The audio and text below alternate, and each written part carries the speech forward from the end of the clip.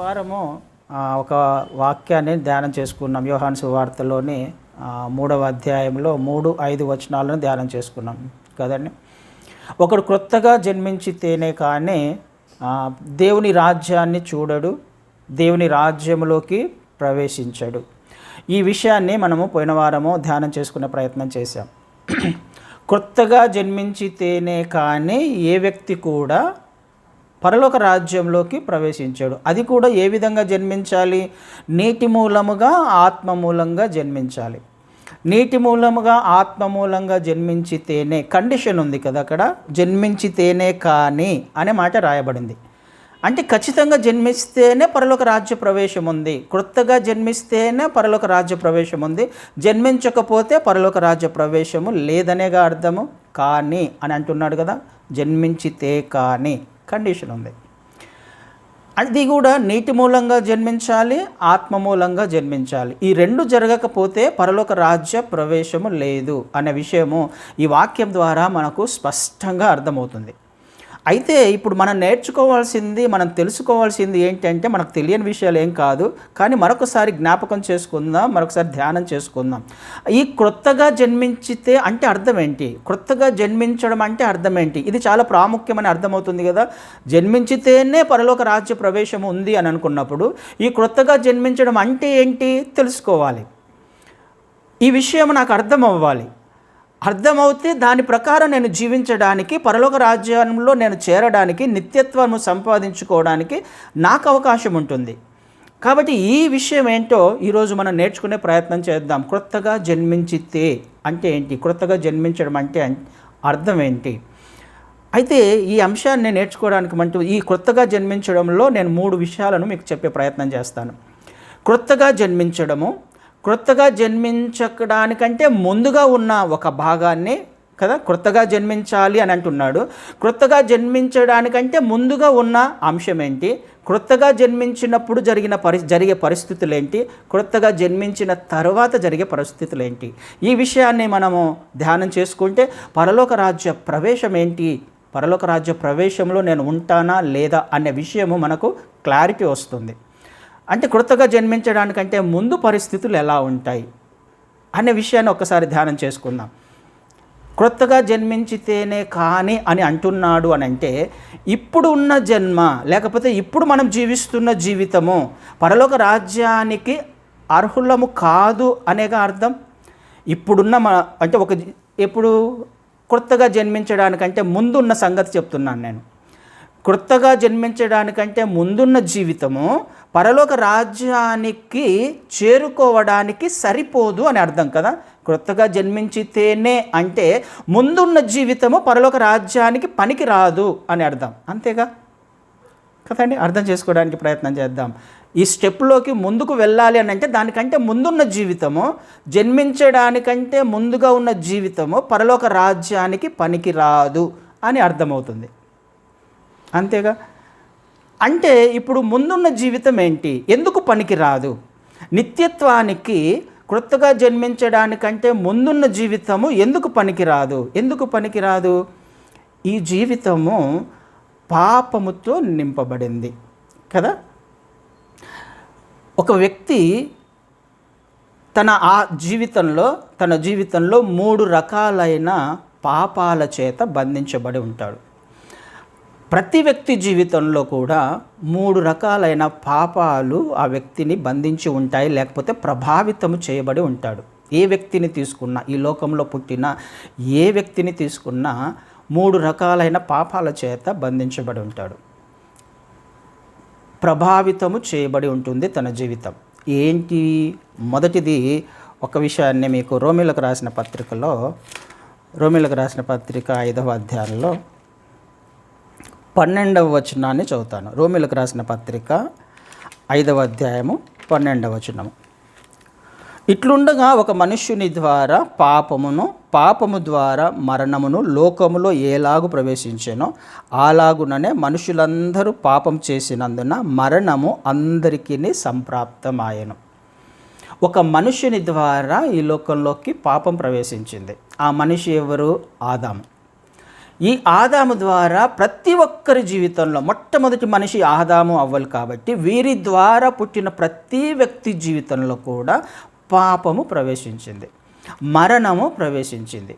అంటే నీలో, నాలో, మనలో క్రొత్తగా జన్మించడానికంటే ముందు ఉన్న జీవితంలో ఎవరైతే జీవిస్తున్నారో వీళ్ళందరిలో పాపము ప్రవేశించింది, పాపము ఉంది. ఈ విషయాన్ని మనం ఏమంటున్నాము అని అంటే జన్మతః వచ్చిన పాపము అంటున్నాం. బై బర్త్ ప్రతి వ్యక్తి కూడా జన్మతః పాపి. పాపములోనే పుట్టాను అని చెప్పేసి నా తల్లి నన్ను పాపములోనే గర్భము ధరించింది అని అంటాడు కీర్తనకారుడు 51వ కీర్తనలో. 51వ కీర్తన 5వ వచనాన్ని ఒకసారి చదివితే 51వ కీర్తన 5వ వచనంలో, నేను పాపములో పుట్టినవాడను, పాపములోనే నా తల్లి నన్ను గర్భమున ధరించెను. పాపములో పుట్టినవాడను, పాపములోనే నా తల్లి నన్ను గర్భం ధరించింది. అంటే గర్భము ధరించడానికి ఎవరైతే తల్లి గర్భములో రూపించబడడం మొదలు పెడతాడో ఆ క్షణము నుంచే ఆ వ్యక్తి పాపమును చేత ప్రభావితం చేయబడ్డాడు. ఆ వ్యక్తిలో ఆదాము యొక్క స్వభావము బై బర్త్ ఉంటుంది కదండి. బై బర్త్ పుట్టంగానే మనం ఆ బిడ్డ ఒకరోజు బిడ్డనే అయి ఉండొచ్చు. ఆ వ్యక్తిని ఆ బిడ్డను చూసినప్పుడు ఎంతో పరిశుద్ధంగా ఉంటాడు, పవిత్రంగా ఉంటాడు, నిష్కల్మషంగా ఉంటాడు. ఏ పాపం తెలియదు ఆ బిడ్డకి కదా, ఏ పాపం చేయలే. కానీ జన్మతః తెలియకుండానే ఆదాము ద్వారా ఆ వ్యక్తికి పాపం సంక్రమించింది. దీనిని జన్మతః పాపము అంటున్నాం. ఆ వ్యక్తి జీవితంలో, చిన్న బిడ్డ జీవితంలో కూడా పాపము అనేది ఒకటి ఉంది. అది ఆదాము గారి ద్వారా సంక్రమించింది లేఖనాల ప్రకారం కదా. ఆదాము ద్వారా, మొదటి వ్యక్తి ద్వారా ఈ లోకంలో పాపం సంక్రమించింది. ఇది మొదటి పాపం. ఒక వ్యక్తిలో ఆటోమేటిక్గా ఈ లోకంలోకి రావడముతోనే పాపముతోనే వచ్చాడు. తన హృదయములో పాపపు స్వభావం ఉంది. అడామిక్ నేచర్ అంటున్నాం దాన్ని. ఆదాము యొక్క స్వభావము ఉంది ఆ వ్యక్తిలో. అది మొదటి పాపం. అయితే రెండవ పాపము ఏంటిది? నిర్గమకాండంలో, నిర్గమకాండము 20వ అధ్యాయము, నిర్గమకాండము 20వ అధ్యాయంలో మొదటి నుంచి కొన్ని వచనాలు చదువుతాను. నిర్గమకాండము 20వ అధ్యాయము మొదటి నుంచి కొన్ని వచనాలు. దేవుడు ఈ ఆజ్ఞలన్నీ వివరించి చెప్పెను. నీ దేవుడనైన యెహోవాను నేనే దాసుల గృహమైన ఐగుప్తు దేశములో నుండి నిన్ను వెలుపలికి రప్పించి తిని, నేను తప్ప వేరొక దేవుడు లేడు. దేవుడు నీకు ఉండకూడదు. పైన ఆకాశం అందే కానీ, క్రింద భూమి అందే కానీ, భూమి కింద నీళ్ళ ఎందే కానీ ఉండు దేని రూపమునైనను నువ్వు విగ్రహమునైనను నీవు చేసుకొనకూడదు. వాటికి సాగిలపడకూడదు, వాటిని పూజింపకూడదు.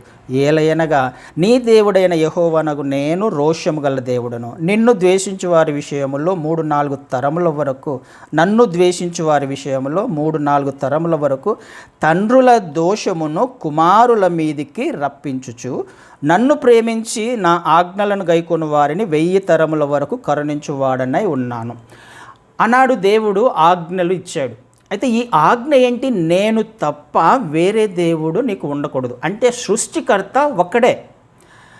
ఈ లోకాన్ని సృష్టించినవాడు, లోకంలోని సమస్తాన్ని సృష్టించినవాడు, మనిషిని సృష్టించినవాడు ఒక్కడే. నేను సృష్టికర్తను కాబట్టి ఏ మనిషి కూడా ఏ రూపమును కానీ, నన్ను కాకుండా ఏ రూపమును కానీ విగ్రహముగా చేసుకోకూడదు, ఆరాధించకూడదు, భూమి మీద కానీ, నీళ్ళలో కానీ, ఆకాశం ఎక్కడైనా ఏ రూపాన్ని కూడా మీరు చేసుకోకూడదు కదండి. ఏ రూపమును, ఏ విగ్రహాన్ని మీరు చేసుకోకూడదు. అది కేవలము విగ్రహం అని మాత్రమే కాదు, దేవునికి ఇవ్వవలసిన స్థానము మనము దేనికి ఇచ్చినా కానీ అది విగ్రహమే. అంటే ఆయనను మాత్రమే ఆరాధించాలి, ఆయన మాత్రమే మన జీవితంలో మొదటి స్థానముగా ఉండాలి, ఆయనను మాత్రమే మనం వెంబడించే వారముగా ఉండాలి, ఆయన మాత్రమే సృష్టికర్త అనే విషయము గ్రహింపు కలిగి ఉండాలి ప్రతి ఒక్క మనిషి, ఈ లోకంలో పుట్టిన ప్రతి వ్యక్తి కూడా కదా. దేనికి సాగిలపడద్దు, ఏ రూపాన్ని చేసుకోవద్దు మీరు. ఒకవేళ అలా చేసుకుంటే ఏమంటున్నాడు? 3-4 తరముల వరకు తండ్రుల దోషము లేకపోతే తల్లిదండ్రుల దోషము కుమారుల మీదికి వస్తుంది. కదండి. దేవుణ్ణి నిజ దేవుణ్ణి విడిచిపెడితే, సత్యమును విడిచిపెడితే, సృష్టికర్తను ఆరాధించకపోతే కదా, సత్యమైన మార్గంలో నడవకపోతే, ఆయనను పూజించకుండా ఆయనకి ఇవ్వవలసిన స్థానాన్ని వేరే దేనికిచ్చినా, ఆయనను ప్రేమించకుండా దేనిని ప్రేమించినా, మన హృదయంలో మన జీవితంలో దేవుడికి తప్ప మొదటి స్థానం దేనికిచ్చినా, అది ఏదైనా కావచ్చు, ఉద్యోగం, వ్యాపారం, అధికారం, ధనం, బలం, ఘనం, ఏదైనా కానీ, కీర్తి, ప్రతిష్ట ఏదైనా కానీ, అది దేవుని స్థానాన్ని ఆక్రమించకూడదు. ఒకవేళ అలా ఇస్తే ఏమంటున్నాడు, ఆయనకు సెకండ్ ప్రయారిటీ ఇస్తున్నట్టేగా. ఆయనకు తర్వాతి స్థానాన్ని ఇవ్వడం ఆయన ఒప్పుకోడు. నేను రోషం కలిగిన దేవుడును అంటున్నాడు. వేరే స్థానాన్ని ఆయన ఒప్పుకోడు. వేరే స్థానం ఇవ్వడం ఆయనకు ఇష్టం కాదు.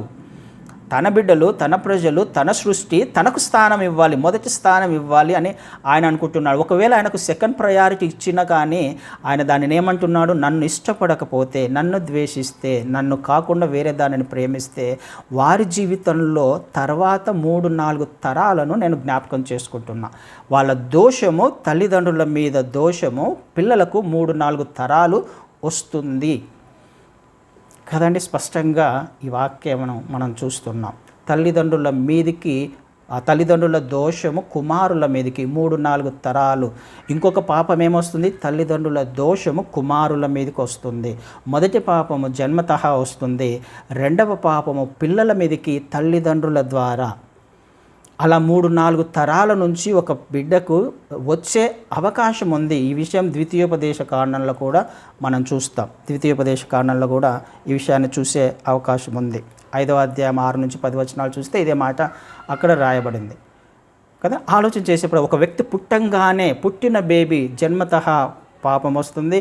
తల్లిదండ్రుల దోషము వలన దేవుణ్ణి కాకుండా వేరేది ఎవరిని ఆరాధించినా, సృష్టిని కాకుండా, సృష్టికర్తను కాకుండా సృష్టిని ఆరాధించే ప్రయత్నం చేస్తే, సృష్టిలోని దేనిని ఎక్కువగా ఇష్టపడే ప్రయత్నం చేస్తే, ఆయనకు నచ్చనిది అది వారి ద్వారా, అంటే వాళ్ళు తప్పు చేస్తున్నారు అని అర్థం. దేవునికి ఇంపార్టెన్స్ ఇవ్వట్లేదు కాబట్టి అది ఒక దోషముగా, అదొక పాపముగా ఆయన చూస్తున్నాడు. ఈ దోషము ఆ కుటుంబం మీద మాత్రమే కాదు, 3-4 తరాలను కూడా జ్ఞాపకం చేసుకుంటాను అనే వాక్యము ఖచ్చితంగా రాయబడింది.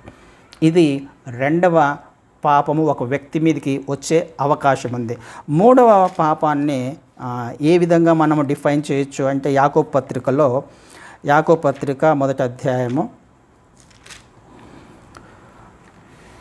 14-15 వచనాలను చదువుతాను. యాకోబు పత్రిక మొదటి అధ్యాయము 14-15 వచనాలు చదువుతాను.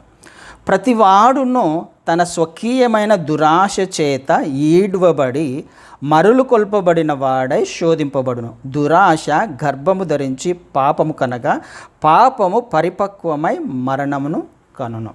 పాపము పరిపక్వమై మరణం కంటుంది. ఎప్పుడు? ప్రతివాడు కూడా స్వకీయ దురాశ చేత ఈడ్వబడుతున్నాడు అని రాయబడింది. ప్రతి వ్యక్తి కూడా ఈడ్వబడుతున్నాడు. దేని వలన? సొంతంగా చేసుకున్న పాపం వలన. సొంతంగా తనంతకు తానుగా ఒక దురాశను కలిగి ఉన్నాడు. తనంతకు తానుగా దేనినో ఆశిస్తున్నాడు. దేవునిది కాకుండా ఒక వ్యక్తి ఆశిస్తున్నాడు, కోరుకుంటున్నాడు, కావాలి అని అనుకుంటున్నాడు. ఈ ఆశ ఏం చేస్తుంది? ఆ వ్యక్తిని ఈడ్చుకొని పోతుంది అని రాయబడింది కదా.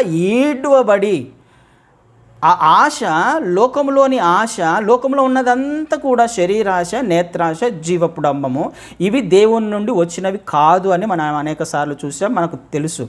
అయితే వీటిలోనిది ఏది మనము కోరుకునే ప్రయత్నం చేసినా అది ఒక వ్యక్తిని ఈడ్చుకొని పోతుంది. ఎక్కడి నుంచి? దేవుని చిత్తంలో ఉండవలసిన ఒక వ్యక్తి, దేవుని మార్గంలో ఉండవలసిన ఒక వ్యక్తి దేనినైతే ఆశిస్తున్నాడో, దేవుని మార్గాన్ని కాకుండా, దేవుని చిత్తాన్ని కాకుండా, దేవుణ్ణి కాకుండా దేనిని ఆశించే ప్రయత్నం చేస్తున్నాడో, ఈ ఆశ ఏం చేస్తుంది? ఒక వ్యక్తిని ఈడ్చుకొని పోతుంది. అంటే అర్థం ఏంటి? ఈడ్చుకొని పోవడం అంటే తన కంట్రోల్లో తాను ఉండలేడిక. ఈడ్చుకొని పోతున్నాము అని అంటే ఆ వ్యక్తి బలహీన పడిపోతాడు. ఈ ఆశ ఎక్కువైపోతుంది అని అర్థం. సపోజ్ మనకు ఒక ఉదాహరణ మనకు అర్థం అవడానికి ఒక విషయాన్ని మీకు చెప్పే ప్రయత్నం చేస్తాను. 2 శామ్యూయల్లో 2వ సమూయేలు గ్రంథము 11వ అధ్యాయము మనకు తెలుసు. 11వ అధ్యాయంలో దావీదు గారి జీవితంలో ఏం జరిగింది? రెండవ సమూయేలు 11వ అధ్యాయంలో 11వ అధ్యాయం మొత్తాన్ని జస్ట్ క్లుప్తంగా చెప్తాను, దాని తర్వాత చదివే ప్రయత్నం చేయండి.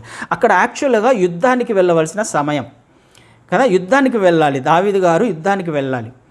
కానీ యుద్ధానికి వెళ్లకుండా తన సైన్యాన్ని పంపించేస్తున్నాడు. మొట్టమొదటి తను చేసిన తప్పేంటి, తను చేసిన పాపం ఏంటి, తను చేయకూడని పని ఏంటి? యుద్ధానికి వెళ్ళాలి, సైన్యముతో పాటుగా యుద్ధానికి వెళ్ళాల, సైన్యాన్ని పంపించేశాడు, తను ఇంట్లోనే నిలిచిపోయాడు, అంతఃపురంలోనే నిలిచిపోయాడు. మొదటి తప్పు. రెండవది మనం 2వ వచనంలో చూస్తే, ఒకానొక దినమున ప్రొద్దుగుంకు వేళ దావీదు పడక మీద నుండి లేచి, ఏమని రాయబడింది? ఎప్పుడు పడుకున్నాడు? సాయంకాలం ప్రొద్దుగుంకు వేళ పడుకున్నాడు దావీదు. యుద్ధానికి వెళ్ళవలసిన దావీదు తను చేస్తున్న పని నిద్రపోయాడు కదా, సాయంకాల పూట నిద్రపోయాడు. రెండవ తప్పు చేశాడు. తర్వాత ఏం జరుగుతుంది?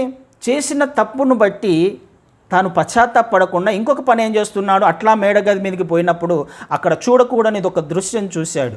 బెత్షెబా స్నానం చేస్తుంటే చూశాడు కదా, 3వ తప్పు చేశాడు. ఒకదాని తర్వాత ఒక తప్పు ఏం జరుగుతుందో చూసే ప్రయత్నం చేస్తున్నాం. అంటే ఒక వ్యక్తి ఏ విధంగా ఈడ్చుకొని పోతాడు, ఏ విధంగా తన కంట్రోల్లో లేకుండా ఒక పాపము, ఒక ఆశ, ఒక దురాశ ఏం చేస్తుంది అనేది దావీదు జీవితంలో జరిగిన ఉదాహరణ అద్భుతంగా మనకు పనికొస్తుంది కదా. ఏం చేశాడు? బెత్షెబాను చూశాడు. పోనీ చూసిన తర్వాత ఏమయ్యాడు? వెంటనే తనను కోరుకున్నాడు, పిలిపించాడు. 4వ తప్పు చేశాడు, పాపం చేశాడు. 5వ తప్పు చేశాడు కదా, బెత్షెబాతో 5వ తప్పు చేశాడు. తప్పు చేసిన వాడు ఏమవుతుంది? తన గర్భం ధరిస్తుంది అని చెప్పేసి తెలియంగానే మళ్ళీ ఊరియాను పిలిపిస్తున్నాడు యుద్ధరంగంలో నుంచి. ఊరియాని పిలిపించి ఇంటికి పంపించే ప్రయత్నం చేస్తున్నాడు. దానికి తప్పును ఊరియా మీదనే మోపే ప్రయత్నం చేస్తున్నాడు. 6వ తప్పు చేస్తున్నాడు. ఊరియా వెళ్ళకపోయేసరికి ఊరియాను చంపించే ప్రయత్నం కూడా చేస్తున్నాడు. హంతకునిగా మారిపోయాడు. ఎవరు? దావీదు గారు. పోనీ చేసిన తప్పు ఒప్పుకున్నాడా? 1 సంవత్సరం పాటు ఎంత దేవునికి నచ్చని దుష్కార్యములు చేశాడు అని చెప్పేసి 27వ వచనం చివరి భాగంలో మనం చూస్తాం. దావీదు చేసినది యెహోవా దృష్టికి దుష్కార్యముగా ఉండెను. చివరి భాగం అంటే ఒక వ్యక్తి మరులు కొల్పబడిన వాడై, ప్రభావితము చేయబడిన వాడై, దురాశ చేత ఆ వ్యక్తి ఏం చేస్తాడు? ఒక చేసిన తప్పుని కప్పిపుచ్చుకోవడానికి ఇంకొక తప్పు చేస్తున్నాడు, ఇంకొక తప్పుకు దారి. అంటే ఈ వ్యక్తి ఈడ్చుకొని పోబడుతున్నాడు దేవుని చిత్తంలో నుంచి కదా. దురాశ ఒక వ్యక్తిలో పాపం ఏ విధంగా పరిపక్వం అవుతుంది కదా. చేసిన తప్పును సరిచేసుకోకుండా కప్పిపుచ్చుకునే ప్రయత్నం చేస్తే మళ్ళీ దానిని సరిచేసుకోవడానికి ఇంకొక తప్పు చేయాలి. ఇది పరిపక్వం అవ్వడం అంటే కదండి. దావీదు గారు చేస్తుంది అదే. ఒకదాని తర్వాత చేసుకుంటూ వచ్చాడు. దేవునికి నచ్చలే, చాలా బాధపడ్డాడు, ప్రవక్తను పంపించాడు. అప్పుడు ఒప్పుకున్నాడు దావీదు గారు. లేకపోతే చనిపోయేవాడేమో. తప్పును ఒప్పుకోకపోతే ఖచ్చితంగా చనిపోయేవాడేమో. ఆ మాట కూడా ఇక్కడ చూస్తాం మనం. ఆ మాట 13వ వచనంలో, 12వ అధ్యాయం 13వ వచనంలో ఒక మాట చూస్తే, నేను పాపము చేసి తినని దావీదు నాతానుతో అనగా, నాతాను నీవు చావకుండునట్లు యెహోవా నీ పాపమును పరిహరించెను. నీవు చావకుండునట్లు అంటే అర్థం ఏమవుతుంది? నువ్వు ఒప్పుకున్నావు కాబట్టి ఈ పాపం చేసింది నేనే అని చెప్పేసి ఒప్పుకుంటాడు. 13వ వచనం, నేను పాపం చేశాను, నిజమే నేను తప్పు చేశాను ఒప్పుకున్నాడు కాబట్టి ఆ వ్యక్తి, లేకపోతే దావీదు, నువ్వు చావకుండునట్లు. ఒప్పుకోకపోయి ఉంటే చచ్చిపోయేవాడేమోగా, దేవుని శిక్ష వచ్చేదిగా. అంటే అర్థం చేసుకోవడానికి ప్రయత్నం చేద్దాం. పాపము, ఒక తప్పు, ఒక ఆశ, ఒక దురాశ ఒక వ్యక్తిని మరణము, నిత్య నరకానికి ఈడ్చుకెళ్తుంది. తన ప్రమేయం లేకుండానే మనం చేసిన ఒక తప్పు ఇంకొక తప్పు చేయడానికి, ఇంకొక బలహీనతలోకి, ఇంకొక దానిని ఆశించడానికి, ఇంకొక దానిని కోరుకోవడానికి ఆలోచించేద్దాం. దురాశ, లేకపోతే లోకంలో ఉన్న విషయాలు, దేవునికి ఇవ్వాల్సిన స్థానాన్ని వేరే దానికి ఇచ్చి మనం ఆశపడితే అది మనల్ని ఈడ్చుకెళ్తుంది, లాక్కెళ్తుంది. మన కంట్రోల్లో మనం ఉండం, మన ఆధీనంలో మనం ఉండం, దాని ఆధీనంలోకి వెళ్ళిపోతాం. అది ఏదైనా కావచ్చు, మన జీవితాలను, మన ఆత్మీయ జీవితాలను లాక్కెళ్తుంది. పాపము పరిపక్వమై ఏం చేస్తుంది? గర్భం ధరిస్తుందంట. అది మరణాన్ని కంటుంది.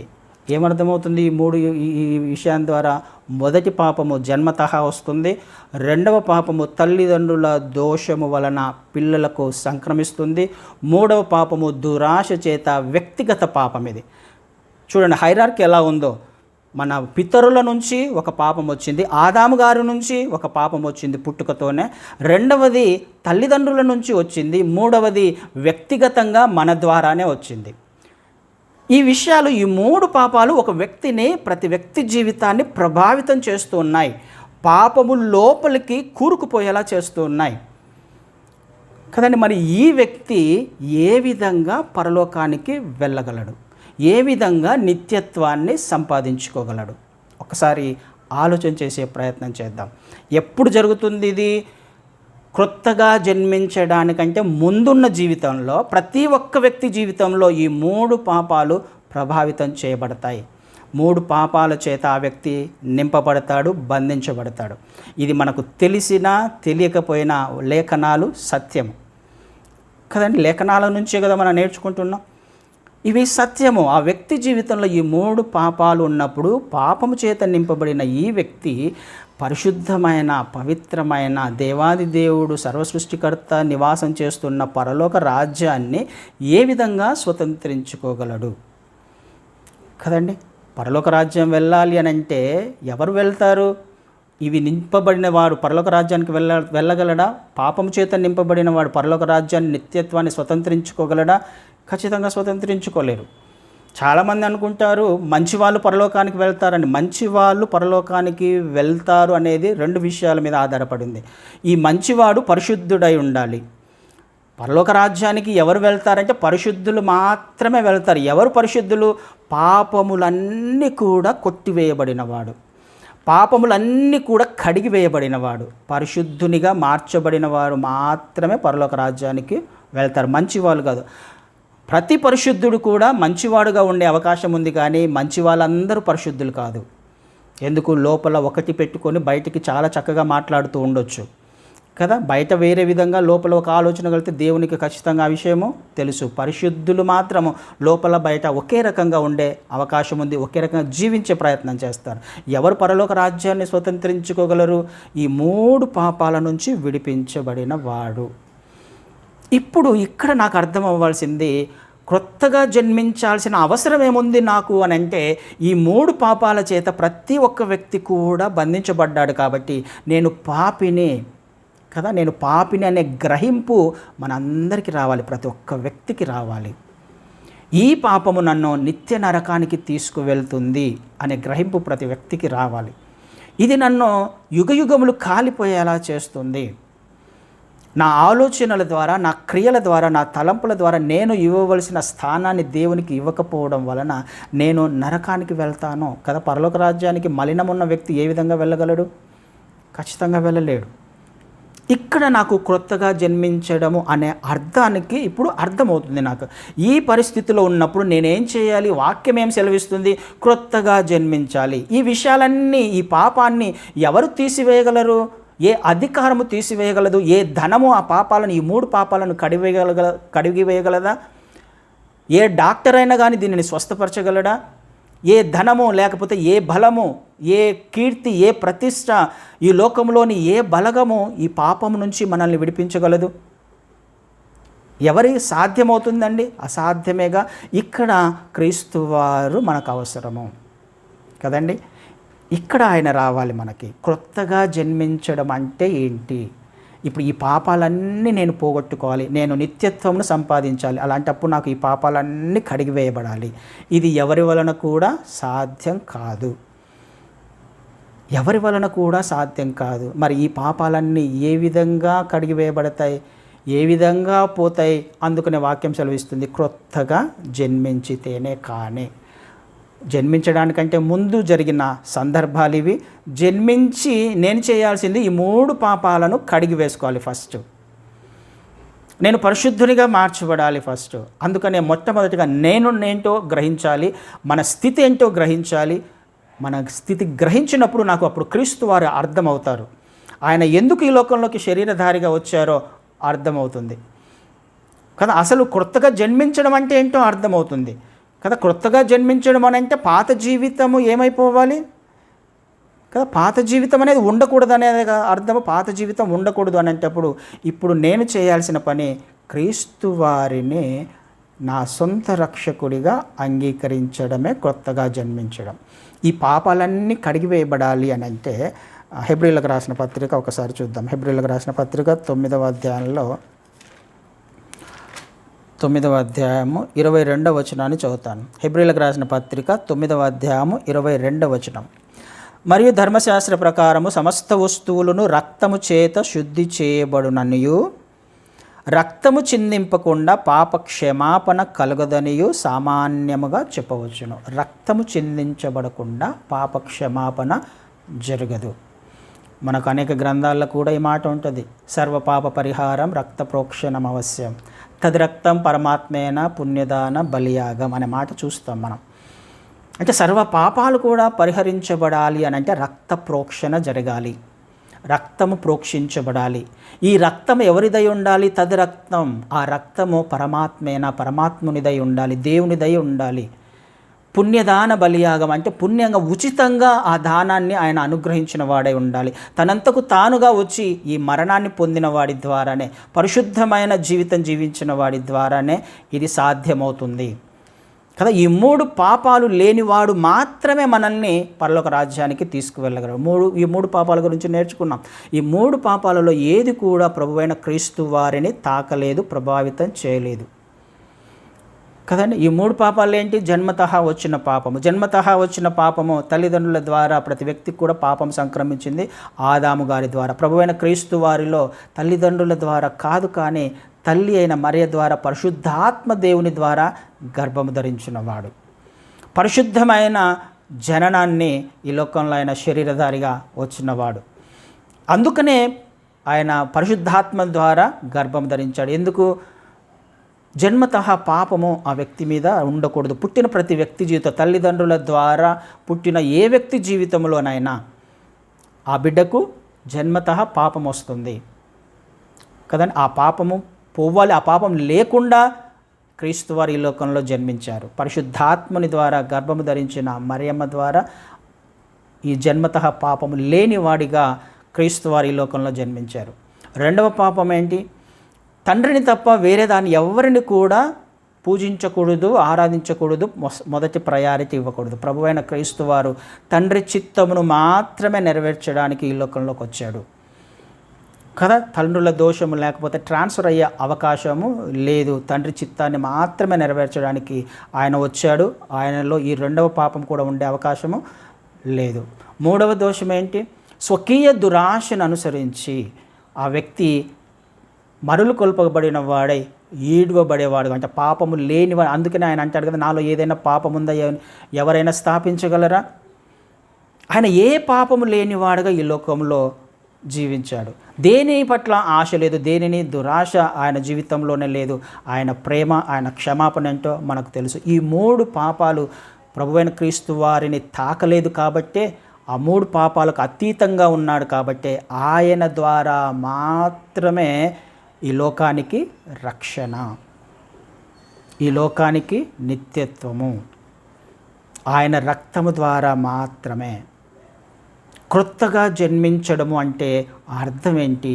ఈ క్రొత్తగా జన్మించిన అనుభవం ఏంటి అనే విషయము మనకు అర్థమవ్వాలి. మొట్టమొదటిగా ఏంటి క్రొత్తగా ఎందుకు క్రొత్తగా జన్మించాలి? క్రొత్తగా జన్మించకపోతే ఏమవుతుంది కదా? క్రీస్తు వారిని నేను అంగీకరించకపోతే ఏమవుతుంది అంటే, ఈ 3 పాపాల ద్వారా ఆ వ్యక్తి నిత్య నరకానికి వెళ్తాడు అని అర్థం. ఆయనను అంగీకరించకపోతే ఈ 3 పాపాల ద్వారా ఆ వ్యక్తి ఈడ్చుకుపోబడతాడు నిత్య నరకానికి.